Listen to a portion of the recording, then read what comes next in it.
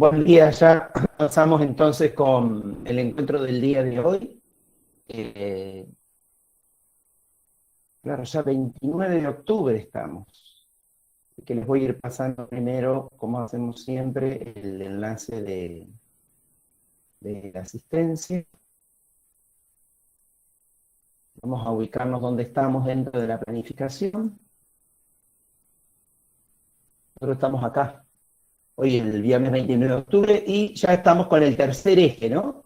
El eje primero, acuérdense, había sido lo educativo como sistema, el segundo, las dimensiones de la comunicación, y en el tercer eje, lo que vamos a trabajar entre este viernes, el día 5 y el día 12, ya tiene que ver con integrar el campo de la educación con el campo de la comunicación. Ahora van a venir unos temas súper interesantes, yo creo que es la parte más linda para ustedes del seminario, son los temas más actuales, digamos. Se suponía que, además, el seminario traía lecturas previas, tanto de algunas cuestiones que en otras materias ustedes podrían haber trabajado, no sé, pienso en Althusser, Bourdieu, Williams, que como vemos acá, Foucault, y por acá está Pozo y sus teorías cognitivas, que ya vamos a ver sobre la segunda parte, pero les decía, estamos con la comunicación y su articulación con el campo de educación. Acá empezamos a ver netamente, creo que es el objetivo, el corazón del seminario. Acá está la unidad que un poco los articula, lo ven en rojo, que se llama Los 5 jinetes del apocalipsis edu-comunicativo. La palabra apocalipsis, ustedes sabrán, tiene sí es una provocación en términos en clave bíblica, pero apocalipsis no quiere decir nada, no quiere decir destrucción, en realidad apocalipsis significa anuncio. Entonces, la pregunta que va a estructurar este eje, este tercer eje de la comunicación y su articulación con el campo de educación, tiene que ver algo así como los anuncios, esta perspectiva, esto que necesitamos empezar a reflexionar como comunicadores para intervenir en el campo de educación a partir de lo que son nuestras competencias o nuestra expertise, que tiene que ver fundamentalmente, obviamente, con medios, pero también con el vínculo comunicación y cultura, con la cuestión simbólica, en ese vínculo de comunicación y cultura, cuál es el orden simbólico que de alguna manera ordena, instaura reglas en distintos tipos de instituciones, y en este caso organizaciones o formaciones, como dice Foucault, que en nuestro caso es la formación que podemos identificar como campo de educación. Y en términos de los lenguajes, que es lo que vamos a empezar a analizar hoy, ¿qué pasa en esta integración de comunicación y educación cuando abordamos el campo de educación en particular, no otro, como el político, el económico, el de la salud, ¿no? Que serían como los ejes que siempre le dan identidad a la comunicación social desde, decía, nuestras categorías y conceptos que son constitutivos del campo nuestro, específicamente profesional. Y acá, los 5 jinetes que el seminario les propone, pueden ser más, pero como ustedes pueden ver en la programación, son las palabras, los sonidos y sus silencios, las imágenes, el cuerpo y las emociones. Por eso hasta ahora nosotros habíamos empezado a leer, habíamos dejado en el aula virtual, habíamos empezado con algunas cuestiones vinculadas al cuerpo, con un texto maravilloso de Marcel Mauss, una introducción de Claude Lévi-Strauss, famoso antropólogo ambos, sobre la cuestión del vínculo de las técnicas corporales en el análisis de lo que promueven distintas culturas. Y habíamos dejado también pendiente la lectura de Valterón, otro libro maravilloso para poder ordenar de algún modo en una línea de tiempo qué es lo que ha ocurrido en distintos órdenes culturales cuando estos son organizados alrededor de lo que él conceptualiza como las tecnologías de la palabra. Nosotros vamos a partir un poco de ese texto hoy, ya lo vamos a ordenar, y vamos a avanzar sobre los temas del seminario, que como ustedes sabrán, finaliza, como lo ven acá en amarillo, en que le teníamos que, ¿se acuerdan del primer texto de Walton que habíamos leído? Y la idea del seminario es que ustedes le respondan a Walton desde alguno de todos los ejes que hemos visto a lo largo del seminario. Eso va a ser el día final el día 19, donde ustedes, esto va a estar la consigna prolijamente colgada en el aula, pero la idea, chicos, es una reflexión en clave comunicacional, casi les diría como un artículo de divulgación o un artículo para alguna ponencia, si quisieran ir a algún congreso, ustedes ya debieran empezar a participar con ponencias en congresos, no ir más como asistentes que son, digamos, como escuchas. Ya podrían tranquilamente presentar ponencias en congresos donde reflexiones críticas que articulen situaciones que ustedes identifican sí, digo bien, o reconocen dentro de distintas cuestiones que suceden en nuestros aspectos socioculturales, los pudiesen analizar desde un corpus teórico, de modo tal que se articule algún análisis que a ustedes les despierte algunas preguntas. Y este es un ejercicio que no se detiene nunca más de ahora en adelante, y sobre todo veníamos hablando en esta etapa que además ustedes ya están incluso pensando en sus trabajos finales de grado, de licenciatura.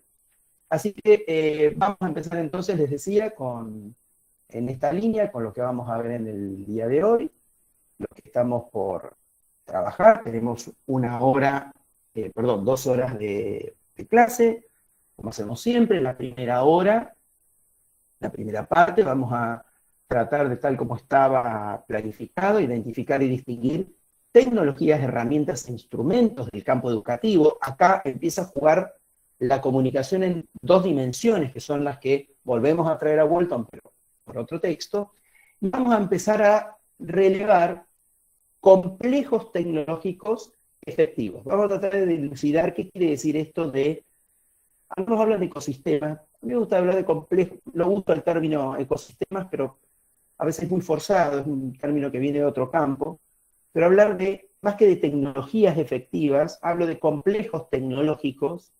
Digo efectivos porque son los que efectivamente están ocurriendo en el campo de educación, más allá de los artículos, las teorías y todos los trabajos que se publican alrededor del vínculo entre tecnologías, lenguajes, comunicación y educación. Algo así como qué está pasando al interior del campo de educación en términos comunicacionales. Eso es lo que vamos a ver ya en la clase de hoy. Vamos a hacer un break, como hacemos siempre, ya vamos a ir un poquito rápido.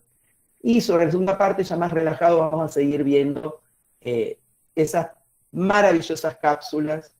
Estuve viendo algunas, son muchas, pero la verdad que continué viendo algunas y vamos a ordenar eso para que ya ustedes también sean los promotores de publicar estos trabajos tan lindos y que empiecen a circular ya por redes. Muy bien.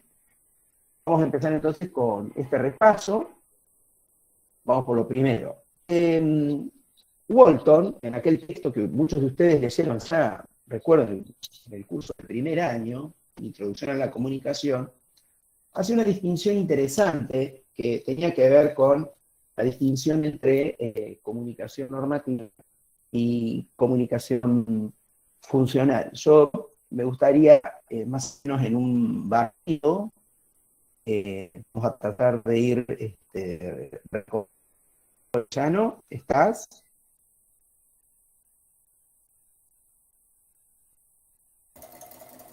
Sí. Bien. A ver ahí. A ver ahí. Hola, Milcar. ¿Cómo te va, querido? ¿Todo bien? Bien. No ¿Me sé qué. escuchás? Hola, Milcar. Te escuchamos, querido. Sí, no sé qué es lo que pidió hacer porque La no. pregunta era en función de lo que estábamos viendo. Sí, estábamos hablando de que vamos a retomar el aspecto comunicacional para ir al aspecto más tecnológico de la comunicación en el campo de educación, y estábamos partiendo de, ¿cómo es? De la distinción que Dominic Walton, en aquel texto que incluso ustedes habían visto en primer año y que lo habíamos retomado en el aula, hacía de qué era la comunicación normativa y la comunicación funcional. ¿Recordás más o menos algo de aquello, Amílcar? Sinceramente no me acuerdo mucho. No lo voy a mentir. Bueno, Amílcar. Para no No, perder está tiempo. bien, querido. Por eso estamos haciendo ningún problema, estamos haciendo justamente el repaso de quien más o menos recordaba algo de de esta distinción. Ningún problema, Milka. Me voy a Consuelo López. ¿Cómo estás, Consuelo? Hola, profe, ¿todo bien usted? Bien, mi querida. ¿Recordamos algo de la distinción de allá de primer año, de qué era la comunicación normativa y funcional que hacía Walton? ¿A qué se refería él con eso? No, la verdad no me acuerdo mucho de lo que Nada. vimos. Bueno, Nada. cualquier cosa en el aula tienen ahí ¿cómo es el texto? Creo que se los había vuelto a colgar, si no, repasen sus apuntes de primer año, o lo pueden buscar en internet, es un texto que se encuentra fácil, porque es ¿cómo es? Uno de los primeros libros de Walton, ya igual se los voy a tratar de volver a colgar. Y acá en el chat, Fernanda Arevalo dice, la normativa puede ser la tradicional. A ver, Fernanda, escuchamos, querida, más o menos, ¿a qué te suena que una sea normativa? ¿Qué queremos decir con estas distinciones? Fernanda nos dice, la normativa es la tradicional, la funcional, más metodológica. Hola, profe. ¿Cómo Sí, estás, Fer? me refiero, claro, me refiero a una educación, claro, de normativa como más referida a lo que sería un poco más conductista que la funcional. Sí, pero que estamos confundiendo ahí porque ahora Walton habla de comunicación. Fíjense que incluso en la filmina Sí, dice perdón. comunicación, ¿no? Estamos hablando de comunicación Sí. ahora. ¿Cuál era la comunicación normativa para Walton y cuál era la comunicación funcional? Esa es la pregunta. Eran las distinciones que él hacía. A ver, Candela Holtz levantó la mano. ¿Te escuchamos, Candela? Gracias, Fer. La comunicación normativa no era esa como la voluntad del individuo de intercambiar, de compartir. Sí, muy bien. Y la Entonces, funcional tenía más que ver con la transmisión y la difusión. muy como bien. era como más formal. En realidad, claro, y acá muy bien, Candela, iba por ese lado, así era el planteo que nos hacía Walton. Acá Manuela dice, Manuel Ereniu nos dice por el chat que la normativa implicaba la voluntad de intercambiar, compartir, mientras que la funcional se remite a la comunicación de las economías, los intercambios de bienes y servicios. Muy bien, eso era la distinción que él hacía. Y Lorena decía más o menos en la misma línea, la normativa se refiere a tomar como modelo la comunicación cara a cara para distinguir de la dimensión funcional la relación con la técnica o social. Bien, por ese lado era justamente el planteo de Walton, que quien inicia esta reflexión en el marco de una sociedad que venía diferenciando lo que era comunicación de información. Recuerden eso. Entonces, ¿qué es lo que dice Walton en un momento? Nadie va por la vida, no lo dice en estos términos Walton, pero para decirlo más fácil, diferenciando información de comunicación. La verdad que todos le decimos comunicación a todo. Entonces, sin establecer esta distinción respecto de qué es información, entonces Walton propone, en todo caso, hablar de dimensiones de la comunicación para superar aquella distinción información y comunicación. Fíjense que la sigla TIC, de hecho, la sigla TIC es tecnologías de la información y la comunicación, ¿no? Y la usamos todo el tiempo. No sé, educación y TIC, las TIC y la comunicación, ¿no? Entonces Walton lo que propone es que hablemos más bien de dimensiones o aspectos de la comunicación de acuerdo al carácter. Como bien decían ustedes, la normativa sería, ¿por qué normativa? Sería la comunicación deseable, que tendría que ver con este aspecto antropológico de la comunicación, que efectivamente es la que nos vincula a los seres humanos, esa comunicación por la cual somos sujetos gregarios, ¿no? Vivimos en sociedad, buscamos un poco ese contacto, ese estar con el otro, y él como ejemplo pone el momento, el encuentro cara a cara, como el momento, diría, apoteótico, vamos a decir, el momento más ejemplar, el encuentro cara a cara como un ejemplo de esta comunicación normativa.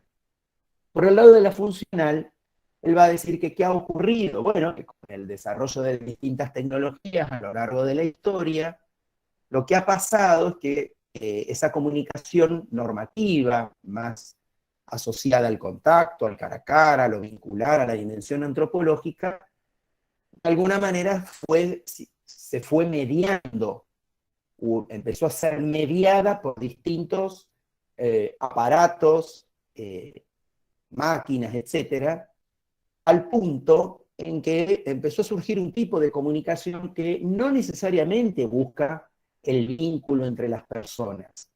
De hecho, les pregunto, ¿no decimos a veces que las máquinas se comunican, Eugenia Andino? No sé si estás, Eugenia.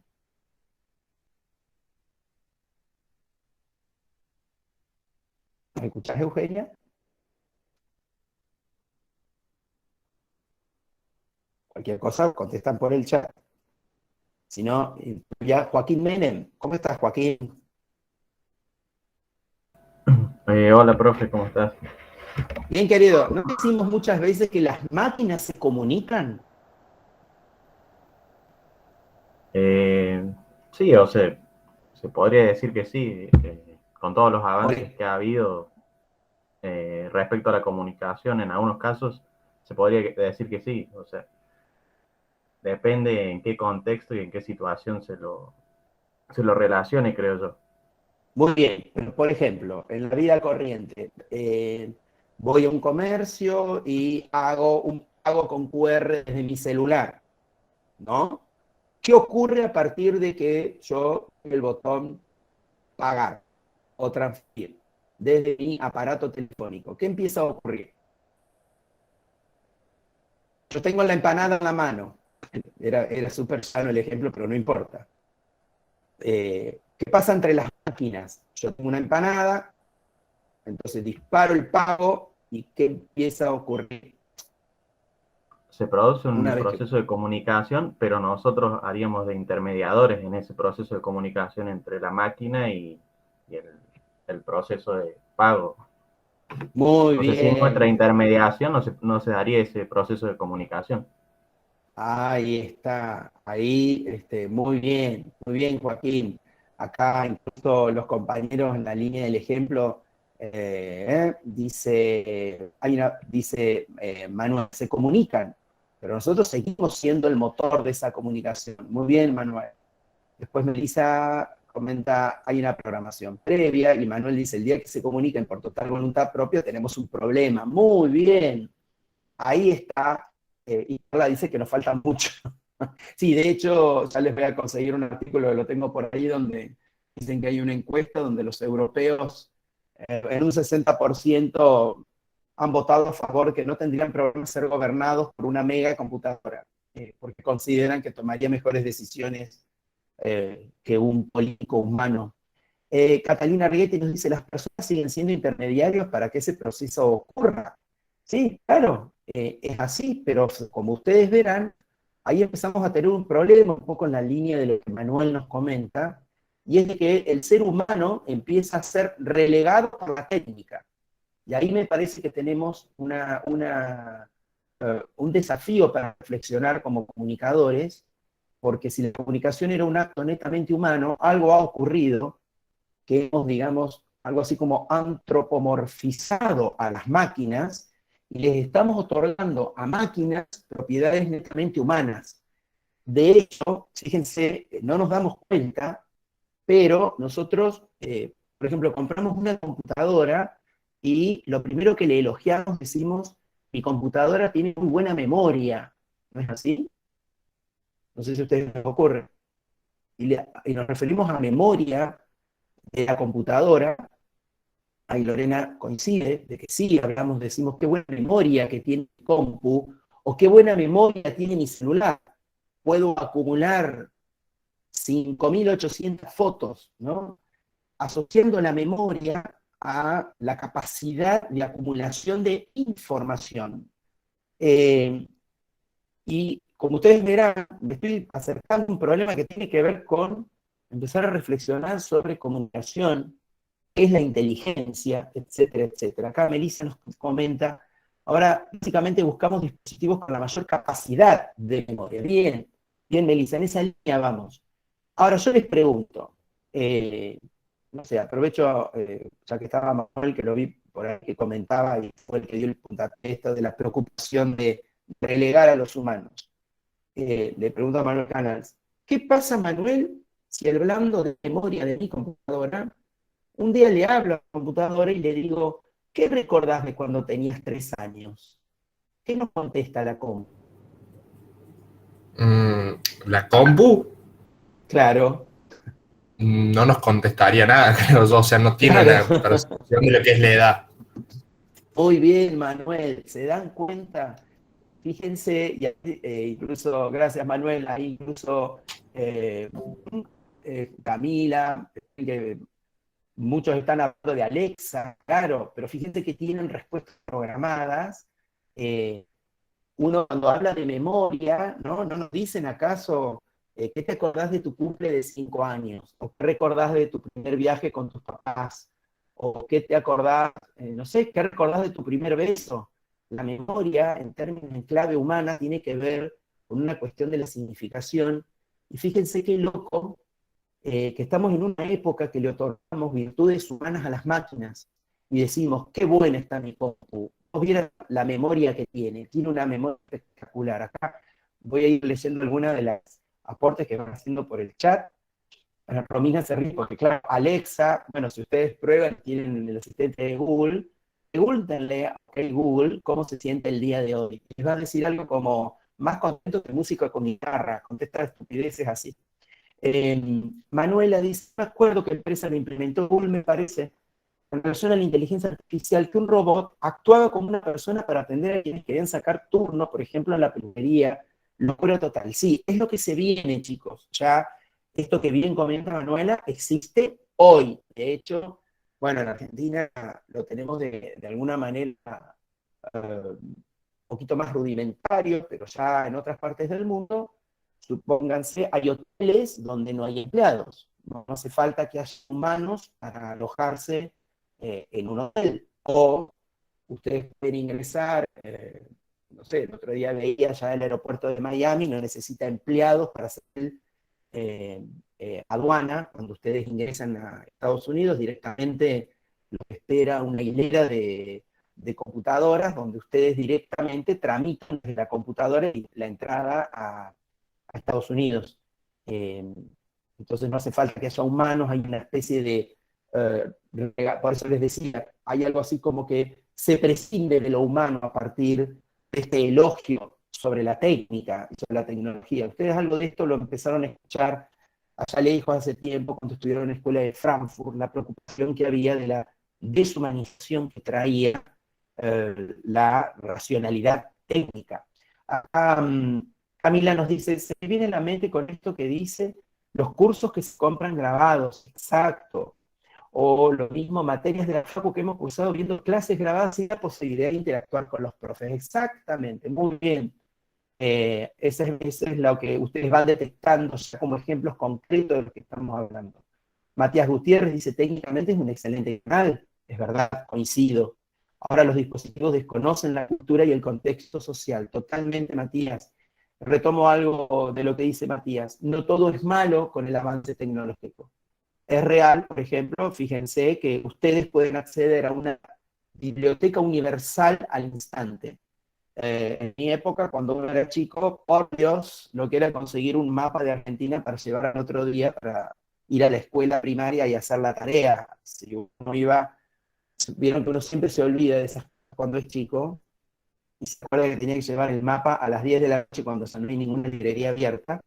Bueno, hoy día directamente podemos acceder a múltiples mapas, imprimirlos y tenerlos en acceso, o también enterarnos casi al instante que pasa en el otro lado del mundo, o conocer qué son los elefantes. No sé, el cine, por ejemplo, como invento, permitió que la gente empezara a conocer culturas, personas, animales de otras partes del mundo que si hubiese sido por la tecnología jamás en la vida los hubiese conocido. Por eso esto no es una campaña anti-tecnología, al contrario, vamos a ir acercándonos a otra reflexión. Iván dice, en Estonia, en varios países europeos sucede con los delivery. En realidad son máquinas que van por la ciudad y te saludan, y te saludan cuando hacen la entrega totalmente.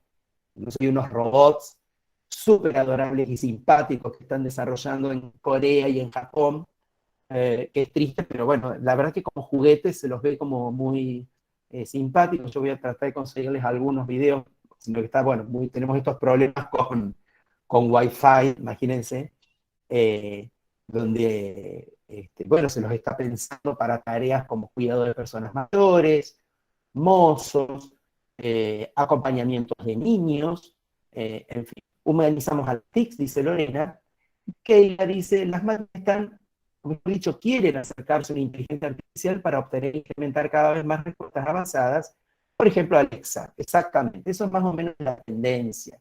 Hay un montón de comentarios súper interesantes, voy a avanzar sobre el Power para que podamos ver a dónde queremos llegar. Como les decía, la idea del seminario no es que nosotros estamos en una campaña anti-desarrollo tecnológico, sería casi como el Quijote peleándose contra los molinos de viento, ¿no? Pero, ¿a dónde queremos llegar? Vamos de nuevo.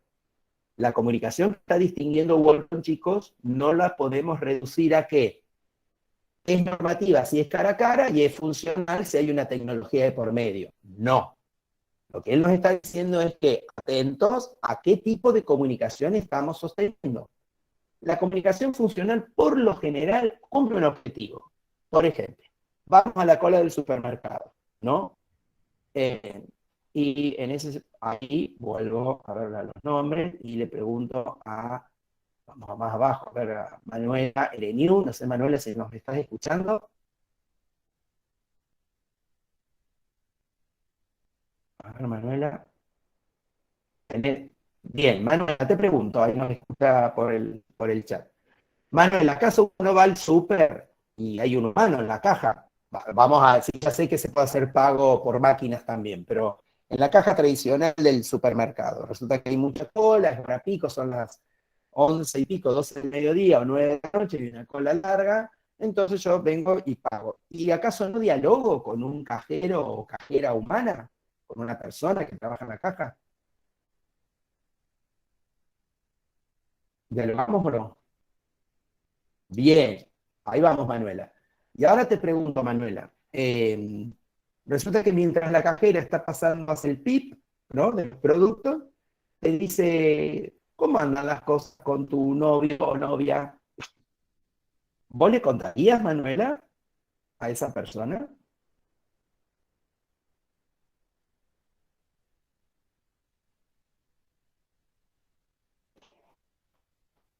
No sé si está pensando en escribirlo, Manuela.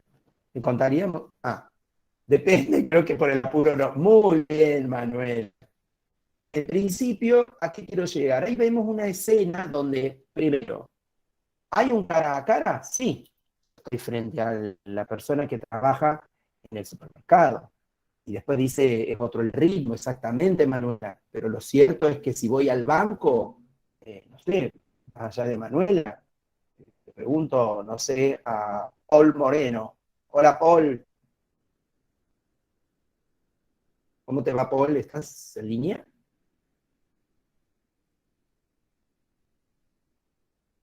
A ver si aparece Paul.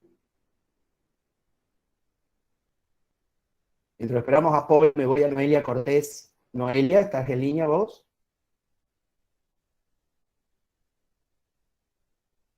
¿Queda ahí? ¿Quién apareció?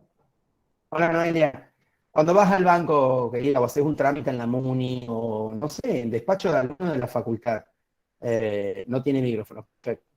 Tampoco tiene micro. Les pregunto a Paul y a Noelia. ¿Van a despacho de alumno o van a comprar algo al kiosco? No sé, pero no estoy hablando del kiosco de la persona que ustedes ven todos los días. En el centro, van a cargar la tarjeta del colectivo. Se ponen a hablar de cómo se sienten, le dicen, hola, cargame la tarjeta del colectivo. No sabes lo contento que estoy. Aprobé el seminario de educación. ¿Ustedes se ponen a dialogar a ese nivel con estas personas? Claro, muy bien, Noelia. Y calculo que a Paul le debe pasar lo mismo. Entonces, ojalá dijera eso, dice. Claro, lo de aprobar el seminario, sí, se va a aprobar. Quédense tranquilos, porque son gente inteligente y no tienen motivos para no aprobarlo.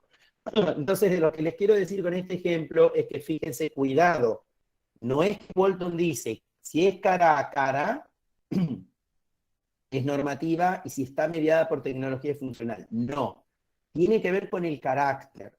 Por ejemplo, el Candela nos agrega, depende de la zona donde uno vive. Entonces, si yo, por ejemplo, en este momento con ustedes, podríamos decir que yo estoy teniendo una comunicación funcional, chicos, pero no solo por el hecho de que estamos mediados tecnológicamente, sino por el hecho de que lo que comunicativamente nos reúne es la cursada del seminario. ¿Entienden lo que estoy diciendo?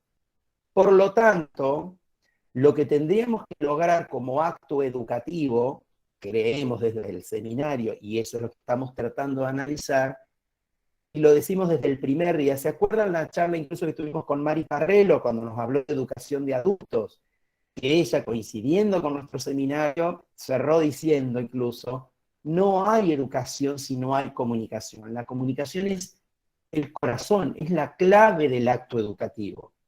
Entonces, ¿qué tipo de educación podemos pensar si la comunicación no es constitutiva de ese acto? Eso es a donde quiero invitarlos a que llevemos la reflexión. Es decir, que los desafíos como comunicadores, y por eso traigo a Walton, es que vayamos a pensar pensando de qué manera cuando identifiquemos actos educativos, tomemos la tarea, primero, de analizar qué tipo de comunicación se está dando en esos escenarios educativos. Y ver en todo caso si la comunicación, o nosotros como comunicadores, con qué estrategias, con qué herramientas, con qué lenguajes podemos hacer de que si la comunicación es de tipo funcional, yo sostengo, en esta línea, habiendo leído a Walton, que prácticamente el acto educativo se conduce al fracaso. Si hay solo comunicación funcional, lo digo de otra manera, no creo que haya aprendizaje. Creo que hay un aspecto, no te digo que nos hagamos amigos entre todos, no estoy hablando de eso, porque eso tiene que ver ya con un vínculo mucho más profundo, pero sí creo que hay un aspecto de la comunicación normativa que tiene que ver con esa comunicación que busca el vínculo con un otro, y cuando hablo de vínculo estoy hablando de algo afectivo, empático, etcétera. Repito, si eso no sucede, creo que el acto educativo está condenado al fracaso. Nadie aprende nada, ni los sujetos del aprendizaje, ni los sujetos de la enseñanza. En esa línea, voy a la segunda parte, como ustedes pueden ver, que es la que vemos acá, de tecnologías de la palabra, que Walterón, en el texto que ustedes tienen en el aula, distinguía, en esto digo, de los lenguajes que intervienen, ¿no?, en los actos educativos, en términos de comunicación. De manera clara, ordenada, la verdad que es un texto precioso, nos distingue distintos momentos donde la palabra como tecnología, y acá la palabra tecnología, piénsenla, no en el sentido de aparato, no estamos hablando de los aparatos técnicos. Tecnología aquí tiene que ver con más bien un sentido a la Foucault, cuando Foucault habla de las formaciones, es decir, que cuando decimos tecnología, chicos, estamos hablando de complejos tecnológicos, es decir, ¿de qué manera nos vinculamos? Personas, sí, lenguajes, obviamente herramientas, máquinas, aparatos, pero sobre todo lenguajes, y acá vamos a los lenguajes que tienen que ver con los de ON. Todo eso compone un complejo tecnológico, porque al fin y al cabo, ¿qué es tecnología?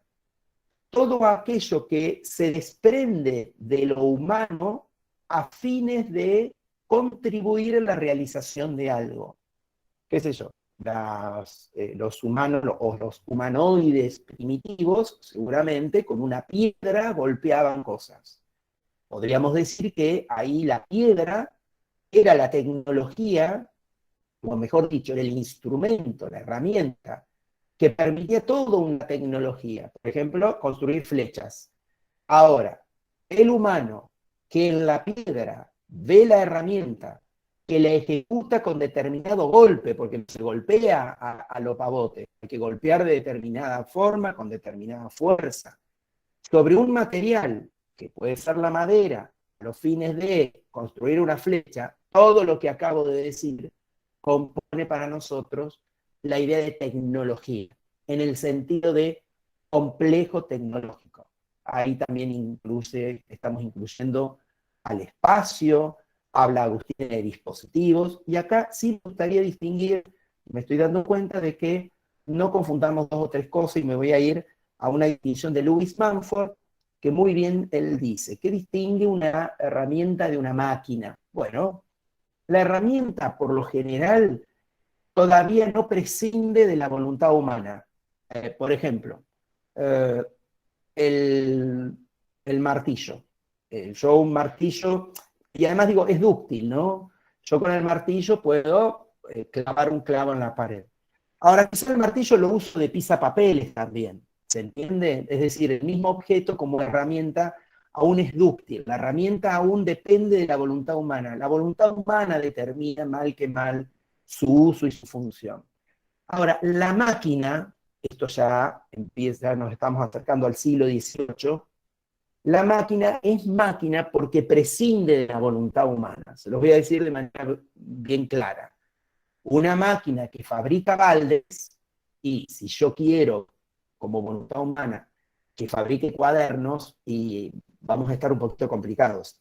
La máquina fue pensada para fabricar baldes, y solo hará baldes.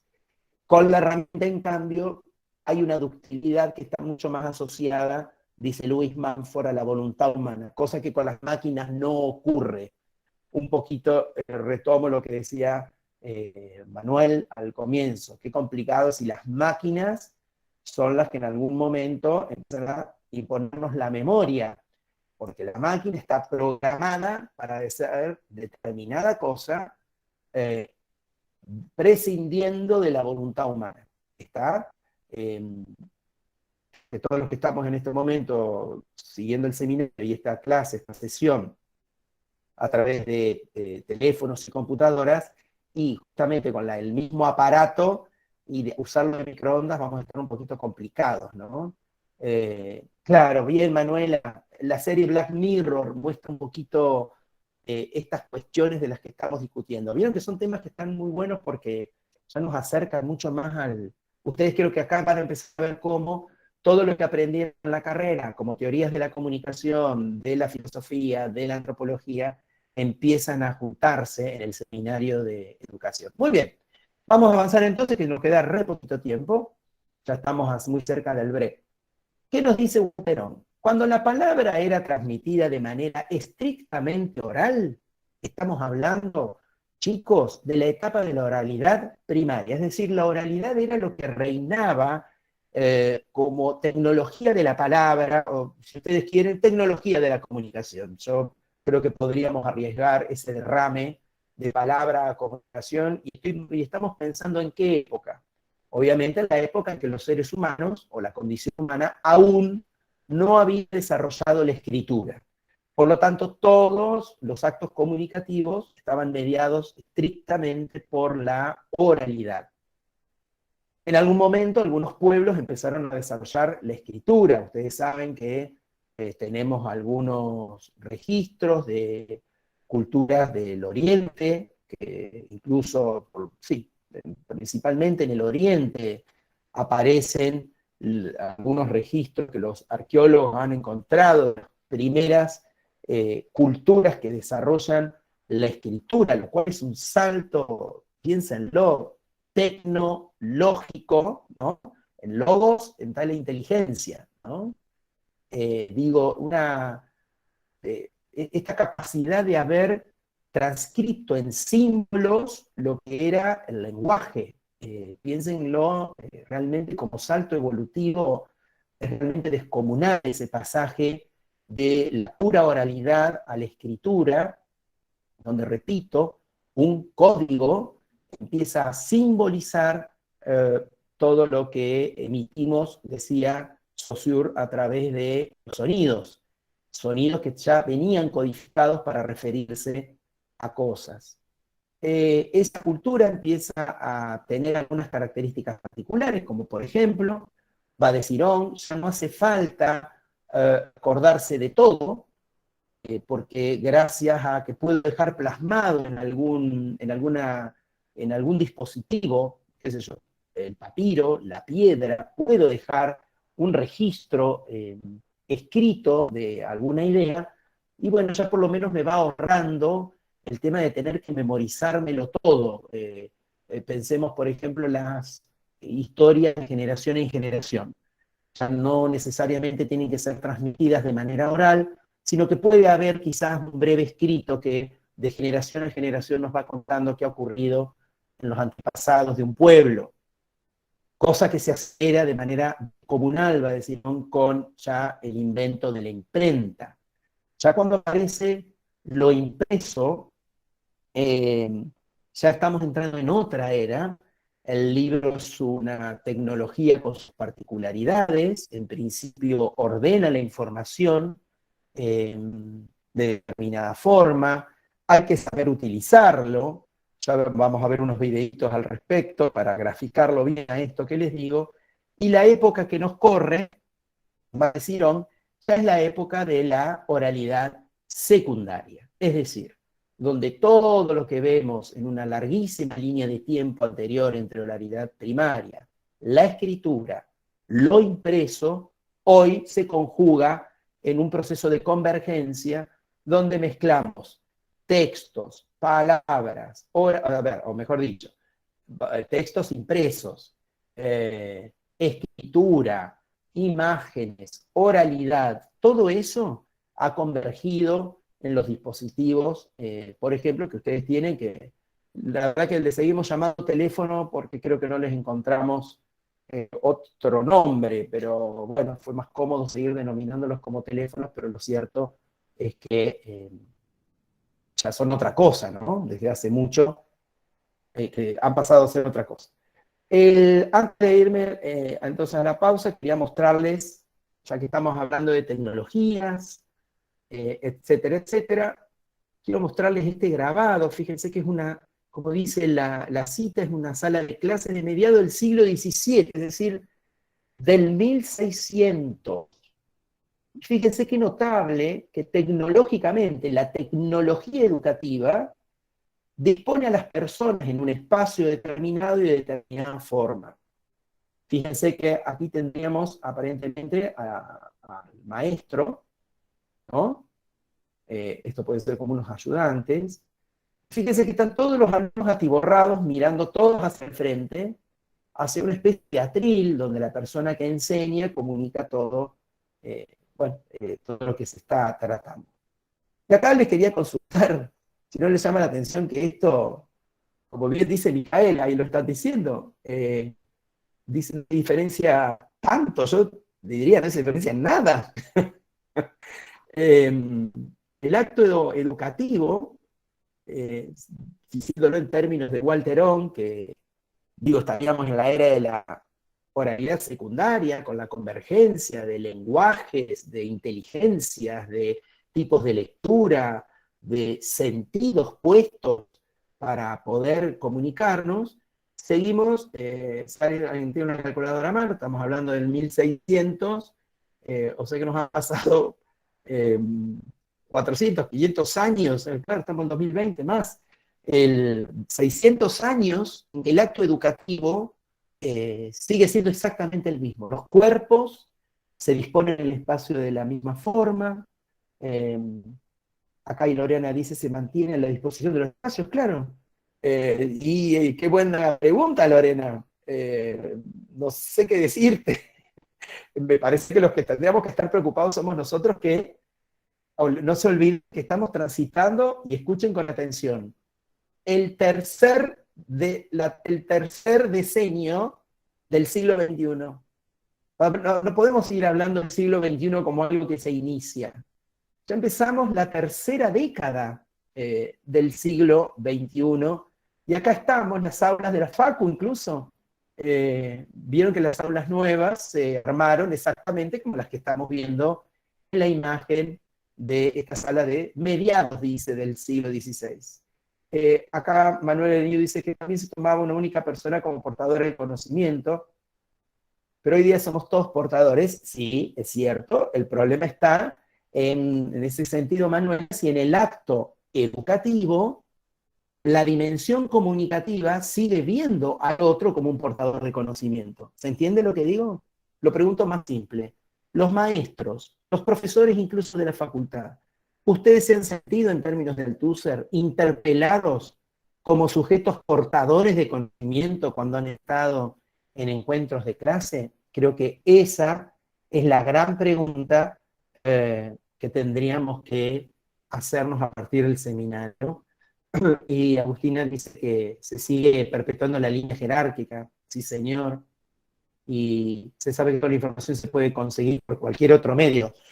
Exactamente, es parte de lo que el primer artículo de Walton, cuando lo vayamos a... Exacto, ahí Martina lo dice, es lo que plantea Walton, fue lo que Walton en su artículo con el que empezamos el seminario nos planteaba. Cuando volvamos del break, vamos a repasar, vamos a hacer un ejercicio sobre estas diferencias entre lo que era antes como competencias que tenían, lo que sí, ya está cuestionada la noción de nativo digital frente a los inmigrantes digitales, y vamos a hacerles decir un ejercicio para que podamos reflexionar un poquito sobre estas cuestiones.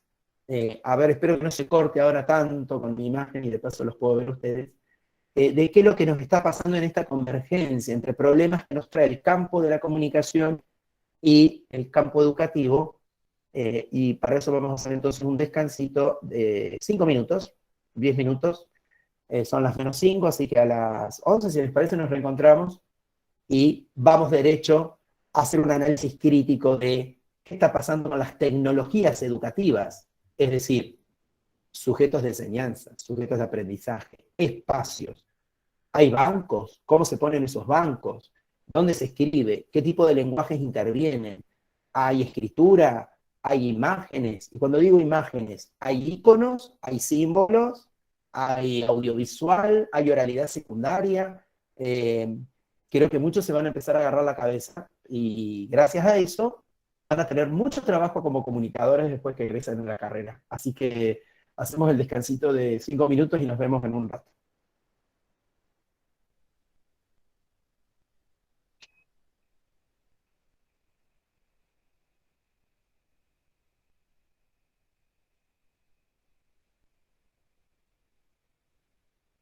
Y vamos con nuestra segunda parte. Vamos, dentro de lo planificado, vamos a ver lo de las cápsulas, en algún momento nos tenemos que ordenar con eso, pero vamos bien. Quería entonces, con toda la introducción de la primera parte, que avanzáramos entonces, ya tenemos en claro que la comunicación no es la misma, sea cara a cara o mediada por alguna tecnología. Hay que ver en qué carácter se está dando, si es normativo o funcional, eso nos enseñó Walton. Dentro de los actos comunicativos tenemos que ver qué tecnología de la palabra se está poniendo en juego, si ingresa la oralidad, la escritura, lo impreso, o la convergencia de todo esto en lo que Bohm denomina la oralidad secundaria. Y me parece que me gustaría ejemplificarles esto con un videíto muy breve, que es de unos comediantes ingleses, que ustedes saben que el tema de la escritura se desarrolló de manera exponencial, fundamentalmente durante la Edad Media, y esto ocurría realmente en las abadías, donde los monjes transcribían textos que, bueno, cuando Occidente durante la Edad Media empieza a circular por el Oriente, estos viajeros y personas que traían documentos que encontraban fundamentalmente en el Oriente, eran traducidos y transcritos en las abadías, donde los monjes, que eran aquellos que no solamente sabían leer y escribir, estamos hablando de una ínfima cantidad de personas, estos escribas se ocupaban justamente de su tarea, eran las grandes bibliotecas que ustedes pueden leer o ver en esa novela maravillosa de Humberto Eco, El nombre de la rosa, donde se ve la tarea de los monjes, que era la de transcribir y traducir textos que se encontraban, fundamentalmente les decía, en el Oriente. Yo me parece una manera interesante de ejemplificar no solo el pasaje de la oralidad primaria a la escritura, sino que reflexionemos de que cuando hay un dispositivo tecnológico vinculado a los lenguajes y a la comunicación, no podemos pretender que las personas naturalmente se apropien y hagan uso o pongan conocimiento, gestionen su conocimiento alrededor de un dispositivo que desconocen. Esto de las competencias comunicativas de acuerdo a los dispositivos, fíjense la palabra dispositivo dispone. Si ustedes quieren dispositivo, te predispone a que hagas determinadas cosas. Es interesante el término. Un dispositivo dispone y predispone a la gente para hacer determinadas cuestiones. No sé, hay dispositivos que nos obligan a estar sentados, otros de pie, otros acostados. Los dispositivos predisponen para que el humano haga determinadas cosas. Y me parece que este videíto que les voy a mostrar es muy breve, pero de manera con humor muestra las dificultades que hay en términos de competencias de lenguaje y comunicativas cuando ocurre una revolución tecnológica. Esto, voy a sacar la cámara si no tenemos problemas con esto de que las cosas se ralentizan, etc. Entonces vamos acá y ahí lo vemos.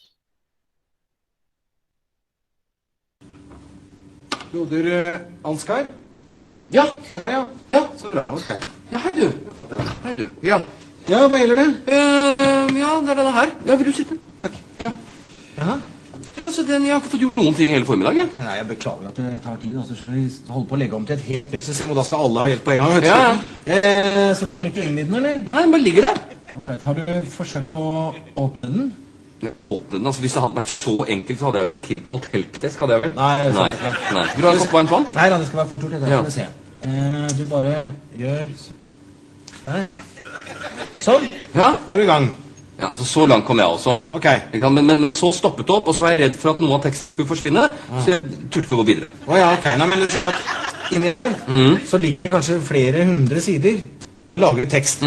Så for å komme videre, så tar du tak i et ark, på den måten her, og så sånn, blar du over på neste side, sånn. Da fortsetter teksten der. Jeg blar, altså? Du blar.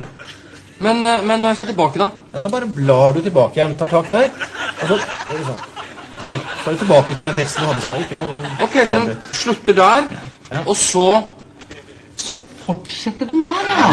Ok, men når jeg skal avslutte for dagen, hva gjør du da? Da bare slår du sammen permene. Ja. På den måten der. Sånn. Der ligger alt laget inni der. Altså, jeg risikerer ikke å miste noe av teksten her nå. Nei, alt ligger laget inni her nå. Da må du selvfølgelig sette fyr på. Ja, det er kanskje litt synlig. Ja, ok. For det er noe med det, når du holder på med skriftruller, så tar det litt grann tid å konvertere til å bla i en bøk. Ja. Ja, det er jo godt heller. Bra, greit? Ja, før du går. Jeg bare gå hjem en gang til. Altså, jeg åpner sånn, og så, hva du kaller det? Blar. Blar? Ja, blar det. Blar frem og tilbake. Ja, her ligger det hele tiden. Og når jeg er ferdig, så bare lukker jeg den. Flott, fint det. Kjempefint. Nei, men vent, ikke sant? Nå får jeg ikke åpnet den. Nei, du har fra feil side. Du må åpne fra andre siden. Så det er ikke likegyldig det, altså? Du må åpne på den siden der. Der. Der nå. Ja vel. Har du lest manualen, eller?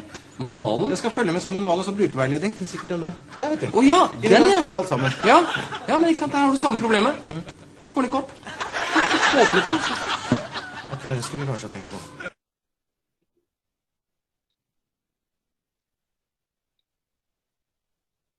Muy bien. Esperen que justo se me activó otro, ya se los voy a pasar. Pero bueno, ahí vemos, me parece, como desde un paso de comedia. Sí, cómo no, ya mismo se los paso para que lo tengan. Y de paso les voy a pasar otro para que veamos esto mismo que acabamos de ver con el monje. Que, ¿vieron? ¿No les pasa que era como cuando a un papá, a un abuelo le tienen que enseñar a usar el celu? Que no encuentro una aplicación? Claro, para ustedes es súper natural, Y ustedes dicen, pero ¿cómo puede ser que no pueda abrir la aplicación? Tiene que nada más que apretar un icono. Bueno, lo que estamos viendo es que no podemos pretender que las personas, vamos a decir así, ya traigan consigo las competencias que les permitan el dominio de determinadas tecnologías, aunque a nosotros culturalmente nos parezca que es una pavada, ¿no? Vamos a ver, les voy a aprovechar a mostrar otro video para que veamos las diferencias, pero que no son tantas, si tenemos en cuenta esto que estamos hablando de las competencias entre una época y otra. Vamos a pasar ahora a un nuevo dispositivo que implicaría, ahí está Agustina que dice que hasta la sobrina le enseña TikTok. Bueno, es exactamente, ustedes para los niños ya son los viejos.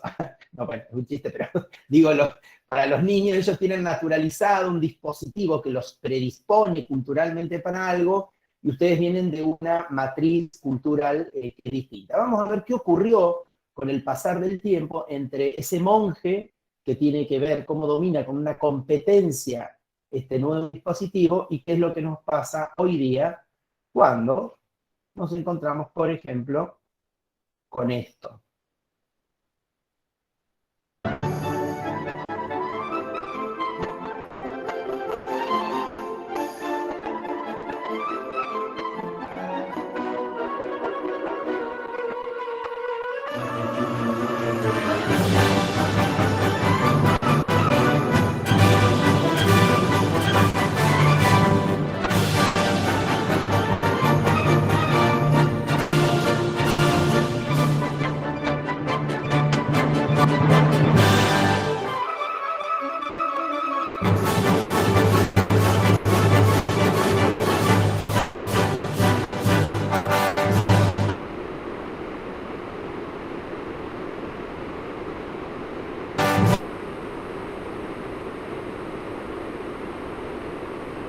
De las maravillas en un iPad.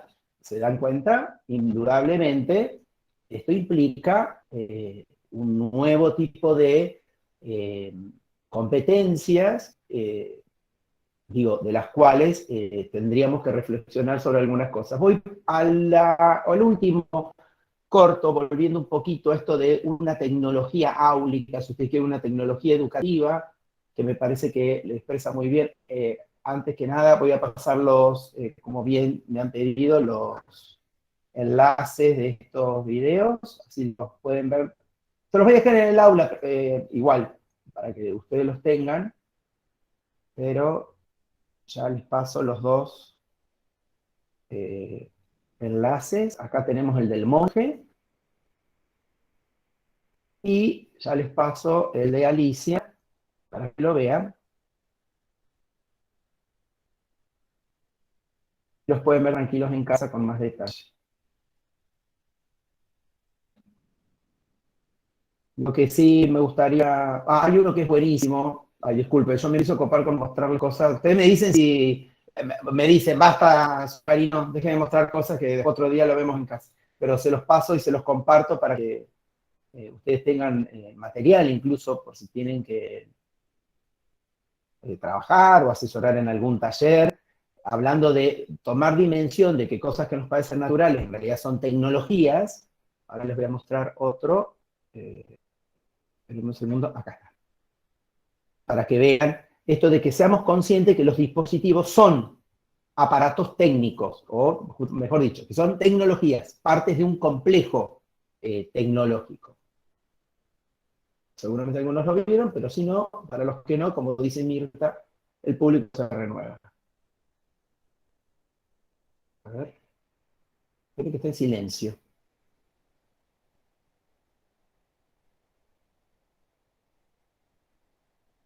No, quedó en silencio. Yo se los voy a buscar, pero sin silenciar. Seguramente ha habido un problema de... A ver. ¿Cómo es? De derechos, que eso es todo un tema. Y paso entonces a mostrarles el de... Ahí está. Ahí se activó, se activó. Vamos de nuevo. Ah, ustedes lo están viendo. ¿Es así? No, profe, no se ve todavía. Ahí va, vamos a nuevo, pestaña, ahora sí. Ahí vamos. Hola, presentamos el nuevo dispositivo de conocimiento bioóptico organizado, de nombre comercial BOOK. BOOK es una revolucionaria ruptura tecnológica, sin cables, sin circuitos eléctricos, sin batería, sin necesidad de conexión. Compacto y portátil, BOOK puede ser utilizado en cualquier lugar. Al carecer de batería eléctrica, no necesita recargarse, pudiendo ser utilizado tanto tiempo como sea necesario, aunque no se tenga disponible una toma de corriente. BOOK nunca se cuelga. BOOK nunca necesita disfrutar de sus enormes ventajas. Así es como funciona. BOOK está construido con hojas de papel numeradas secuencialmente, cada una de las cuales es capaz de almacenar miles de bits de información. Cada página es escaneada ópticamente, registrando la información directamente a tu cerebro. Una simple sacudida de dedo nos lleva a la siguiente página. Las hojas se mantienen unidas mediante un dispositivo de cosido llamado carpeta, que las mantiene en su orden correcto. Gracias a la tecnología de papel opaco, los fabricantes pueden usar ambas caras, duplicando la información y reduciendo costes. La mayoría de los books incluyen una función de índice que señala la localización exacta de cualquier información seleccionada para su inmediata recuperación. El accesorio opcional marcapáginas permite abrir el book en el punto exacto que fue dejado la sesión previa, incluso si el book se ha cerrado. Los marcapáginas se ajustan a estándares internacionales, de manera que un mismo marcapáginas puede ser usado en books de diferentes fabricantes. A la inversa, diversos marcapáginas pueden ser usados en un mismo book si el usuario desea almacenar diversas búsquedas a la vez. También es posible hacer notas personales junto a las entradas de texto de book mediante una sencilla herramienta de programación: el lapicero. El dispositivo manos libres, también conocido como atril, permite la correcta colocación de book para su cómoda lectura sin necesidad de usar las manos. Si necesita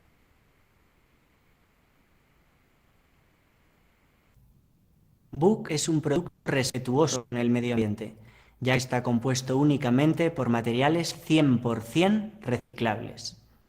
Portátil, duradero y asequible, BOOK está siendo recibido como el precursor de una nueva ola de entretenimiento. Bienvenido a la era que transformará tu manera de entender el mundo. Bienvenido a la experiencia BOOK. Bueno, me parece que tenemos un casi, ¿no?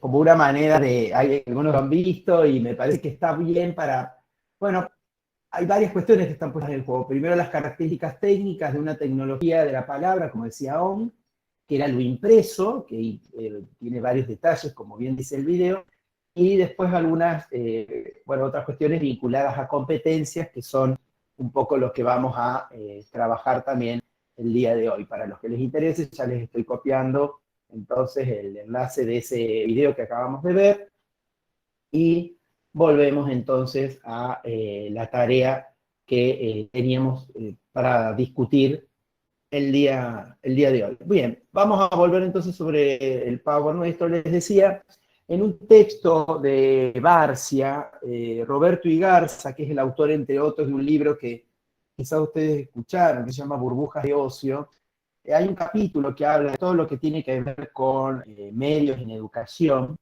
y hace en esto de las competencias comunicativas vinculadas a los lenguajes, que, digamos, en el campo de educación se ponen en juego, y Garza hace esta distinción que ustedes pueden ver, donde lo que en su momento, esto ya tiene más de 10 años, se hablaba de nativos digitales, algo así como estas personas que habrían nacido en entornos técnico-culturales que posibilitaban una serie de competencias en la interrelación con la tecnología, poseían, a diferencia de los que eran considerados inmigrantes, es decir, aquellos que tenían que ingresar a ese espacio cultural o sociotécnico, y tenían que, digamos, tenían estas dificultades como hemos visto en algunos de los videos de recién. Bien, fíjense que por un lado, el lado izquierdo, los nativos digitales, ¿qué prefieren?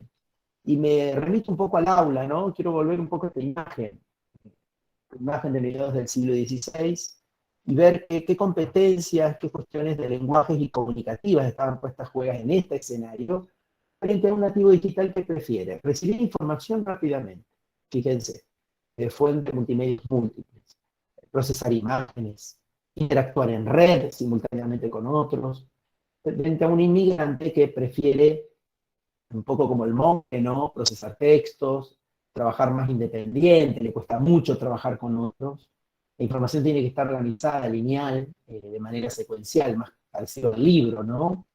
Necesitas tareas singulares y unitarias, a diferencia, por ejemplo, del nativo, que puede hacer en paralelo, aparentemente, como varias tareas. Muy bien, a fin de que nosotros podamos poner en discusión este texto, yo creo que todos ustedes ya aprendieron a traducir los textos que estaban en otro idioma, ¿no es así? Recuerden que lo tuvimos que hacer con el texto de OM.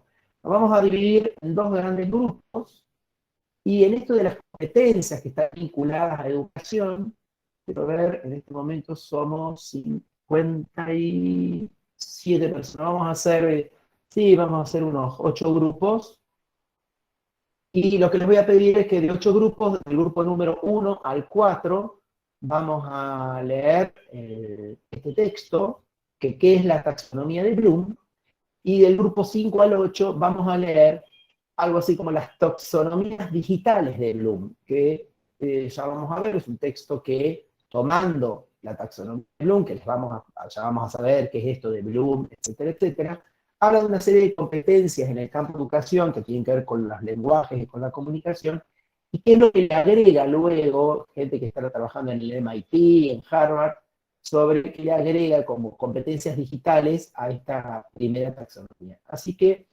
lo primero que voy a hacer, yo les voy a acercar, vamos, para hacerlo más fácil, yo les voy a pasar en este momento directamente el enlace del PowerPoint, y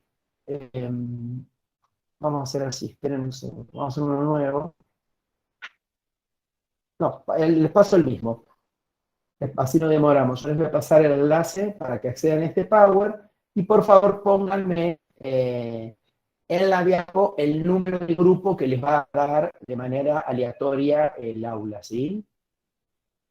Voy a poner que los puedan editar. Ahora sí. Vengo entonces al chat. Ahí tienen el acceso al PowerPoint.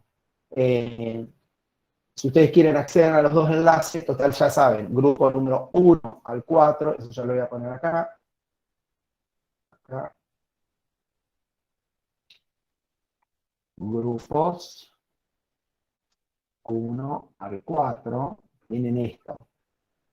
Y este, vamos a ir con grupos, sería 5 al 8. Y en la diapo que agreguen, recuerden, pónganme, cuando agreguen las diapos acá, con el más, pónganme grupo 1, etcétera, etcétera. Entonces, para ahora nos vamos a tomar, ¿cómo se nos pasa la hora? Vamos a tener que tomar unos 20 minutos para que puedan leer, son artículos cortos de revistas, cualquier cosa me avisan, y ya vamos a hacer la lectura entre grupos. Con calma, que no nos va a dar el tiempo, lo vamos a dejar de tarea para que lo concluyan con tranquilidad y lo retomemos como tarea de inicio de la clase que viene, esto de las taxonomías de Bloom, pero me parece que son artículos interesantes para abrirnos un poco la cabeza en términos incluso de si alguna vez a ustedes les toca asesorar o controlar planificaciones de cualquier oferta formativa o educativa, creo que les va a venir bien tener en claro estos verbos, de que son los verbos que debieran iniciar cualquier planificación de una oferta, como les decía, educativa o formativa.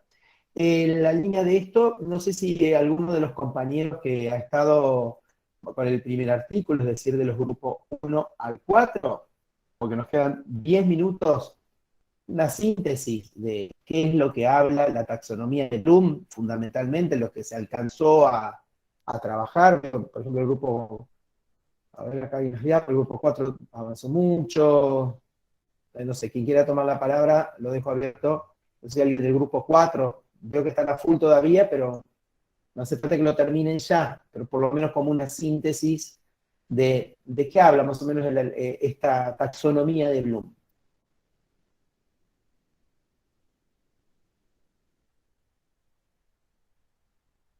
¿Alguien del grupo 4? Profe, Escuchamos, plural, sí. la taxonomía de Bloom es una teoría que fue diseñada para evaluar el nivel de conocimiento adquirido en un área específica. ¿Sí? Muy bien. Y sirve para poder cuantificar, digamos, ese proceso de aprendizaje en cuanto a las nuevas habilidades y a los conocimientos adquiridos. Muy bien, Lore. Postula 6 niveles. El nivel de conocer, comprender, el segundo, tercero aplicar, analizar, evaluar y crear. Muy Ahí bien. llegamos. Muy bien. Y Fíjense además, que hay profe, sí. ahí nos pareció importante remarcar la revisión que hace Church, así es, Andrew Church, Sí. en la era Sí. digital, que a estos 6 niveles los postula mediados por los verbos y las actividades que se dan en el mundo digital. Muy bien, ese sería el grupo del 5 al 8, que tienen que leer otro artículo y agregarlo. Y ya que tomaste la palabra, Candela, ¿y cuáles serían de los que bien nos mencionó? Pero, Lore, recordanos, por favor, mi querida, las competencias y habilidades que plantea primero Bloom. ¿Cómo eran? Recordar, comprender y aplicar para el orden inferior y analizar, evaluar y crear para el superior. Ahí estamos, eso más o menos sería, miren, todo lo que debiera ser observado y evaluado para Bloom en un proceso de aprendizaje. ¿Alguien del grupo 5 al 8 nos quiere contar qué ocurrió luego ya en la era digital? ¿Qué le agregaron a la taxonomía de Bloom? Si no, Candela, ya que tomaste la palabra, no importa si no eras del grupo. Lo mencionaste, vamos a repasar entonces. De esos dos grandes niveles, ¿qué le agregaron desde, digamos, la taxonomía digital de Bloom? Te escuchamos, Candela. No, profe, perdón, yo pensé que era todo el artículo, le mandamos No, todo. pero vamos, no importa, así, porque nos quedan muy poquitos minutos. ¿A qué le agregó Le lo agregó digital? verbos para el mundo digital como recalcar, utilizar viñetas, hacer búsquedas avanzadas, enlazar, comentar en blogs, videobloguear, mezclar, participar en wiki, etc. Y además actividades digitales como resumir, simular, jugar, informar, usar hojas de cálculo, investigar, Muy bien, etc. fíjense cómo se abrió, qué enorme, cómo se abrió, digo, me parece a mí que como comunicadores lo que debiéramos transmitir al campo de educación, es obvio, creo que ustedes van a compartir conmigo, es imposible que una sola persona haga todo eso. Creo que coinciden conmigo en esto. Es imposible. Lo que sí están arrojándonos como un menú de, repito, competencias, habilidades y capacidades que todo proceso de enseñanza y aprendizaje, proceso formativo y educativo, debiera contemplar. Fíjense que de aquella primera diapo que vimos, que ya les decía, ya tiene un tiempo, era esta, ¿no? La primera distinción, ¿no? Entre, bueno, que era lo que busca un nativo digital frente a un inmigrante. Bueno, esto que ya estamos hablando en términos de la taxonomía de Bloom y lo que le agrega la era digital a la taxonomía, son una serie de, repito, no son solo verbos, estamos hablando de capacidades, es decir, cosas que a mí me permiten predisponerme para una práctica. Doy un ejemplo. Si yo no identifico algo, es muy raro que pueda trabajar sobre lo que no puede identificar. Bueno, siempre doy el mismo ejemplo. Si un electricista no identifica el cable positivo del negativo, y muy probablemente no pueda hacer una instalación eléctrica. Reconocer también es una capacidad, me predispone para una práctica. Si esos cables positivo y negativo, que un electricista lo aprendió en un tablero chiquito, cuando va a una casa no los reconoce, no los vuelve a conocer, capaz que el cable cambió de color, pasa a marrón y azul, y primero lo aprendió, no sé, amarillo y verde. Si no los reconoce en otro espacio, tenemos un problema para una competencia. La competencia se mide en la práctica, es muy simple, para que ustedes las puedan catalogar. Las competencias se miden por ¿lo sabe hacer o no lo sabe hacer? Ustedes, ¿pueden escribir un informe o no pueden escribirlo? Eso es una competencia. ¿Pueden escribir un informe técnico o no? ¿Editan videos o no los editan? Editar no es una capacidad, sería más bien una competencia. Es algo que yo verifico en la práctica, si lo puedo hacer o no lo puedo hacer. Ahora, una habilidad más bien tiene que ver con lo blando, un poco lo que decíamos al comienzo, que es lo blando, lo sociocomunitario. Yo puedo ser muy buen estudiante, tener muy buenas competencias, por ejemplo, puedo hacer podcasts maravillosos, pero como compañero de estudio o compañero de trabajo soy insoportable. Indudablemente estoy teniendo un problema de habilidad blanda, es decir, en términos de trabajo en grupo, comunicación asertiva, escucha. Esas habilidades son importantes para la era digital, porque de lo contrario no se puede trabajar en red, etcétera, etcétera.